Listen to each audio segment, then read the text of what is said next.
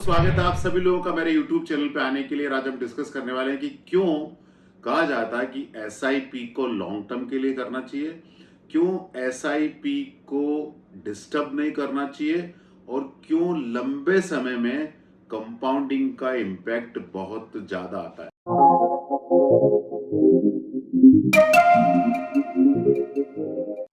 तो एक छोटे से इलस्ट्रेशन के थ्रू आपको एक्सप्लेन करने की कोशिश करता हूं कि लेट्स अज्यूम आपने 5,000 रुपीज की एसआईपी पर मंथ चालू की और उसमें हमने रिटर्न अज्यूम किया एक्स आईआरआर 15% के आसपास। तो एक साल आपने एसआईपी की तो 5,000 रुपीज पर मंथ से आपका 60,000 रुपए इन्वेस्ट हुआ और एक साल बाद उसका वैल्यू हो गया 64,773। तो टोटल जो पोर्टफोलियो वैल्यू है 64,773, उसके अंदर गेन है 4,773। तो वो गेन है टोटल पोर्टफोलियो का 7% और प्रिंसिपल है 93%। That is a story after 1 year. 3 साल बाद क्या होता है? 3 साल में आपने टोटल इन्वेस्टमेंट किया 1,80,000, उसका वैल्यू हो गया 2,24,939। दोनों का गैप है, that is 44,939 is a gain and that gain actually is 20% of the portfolio, 80% आपका प्रिंसिपल है। हम 5 साल पाते हैं तो 5 साल में आपने टोटल 3 लाख रुपए इन्वेस्ट किया 5,000 रुपीज पर मंथ के बेसिस पे, उसका वैल्यू है 4,36,785। तो आपका जो गेन है वो 1,36,785 है। वो गेन टोटल पोर्टफोलियो का 31% है और प्रिंसिपल 69% है। Now we come to 7th year. तो 7th ईयर तक आते आते आपका 4,20,000 रुपीज टोटल इन्वेस्टमेंट हो गया, उसका वैल्यू है 7,16,984।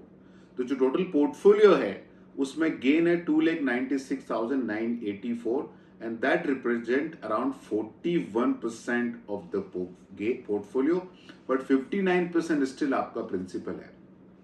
अब 10th ईयर में आते हैं तो 10th ईयर तक आते आते आपने टोटल 6 लाख रुपए इन्वेस्ट कर दिया, उस पोर्टफोलियो का वैल्यू 13,15,580 है।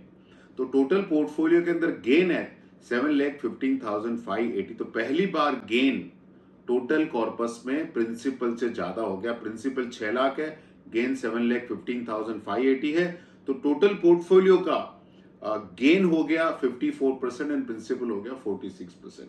Now we come to 15th year.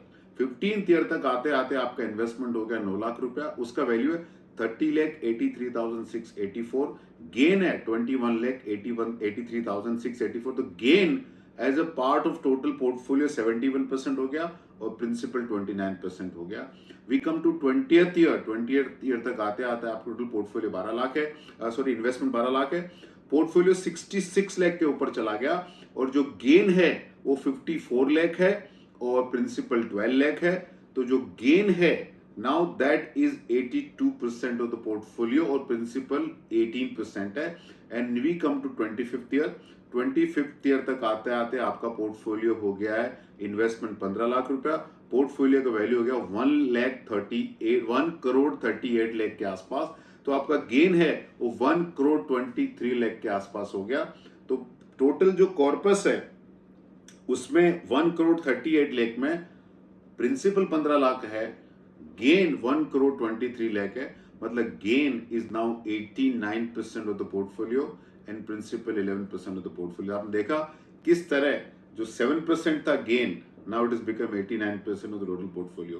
तो एसआईपी के अंदर लंबे समय तक पैसा डालें, एसआईपी में स्टे इन्वेस्टेड रहें और कंपाउंडिंग को डिस्टर्ब नहीं करें, क्योंकि जितना लंबा पीरियड आपका जाता जाएगा उसमें गेन का कंपोनेंट आपका बढ़ता रहेगा। सपोज मैं डेटा आपको 30 साल का देता तो गेन 90%, 95, 96% तक हो जाता आपको टोटल पोर्टफोलियो का। दोस्तों ये वीडियो सिर्फ और सिर्फ एजुकेशनल पर्पजेस के लिए। आपको कहां पैसा डालना कहां नहीं डालना अपने म्यूचुअल फंड डिस्ट्रीब्यूटर से कंसल्ट करें।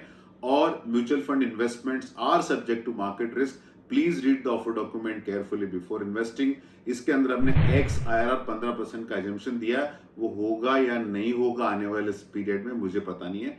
फाइनली ये आपका पैसा या आपका फ्यूचर आप डिसाइड करें। हम इस पूरे प्रोसेस में बहुत ही छोटे एनेबलर हैं। धन्यवाद।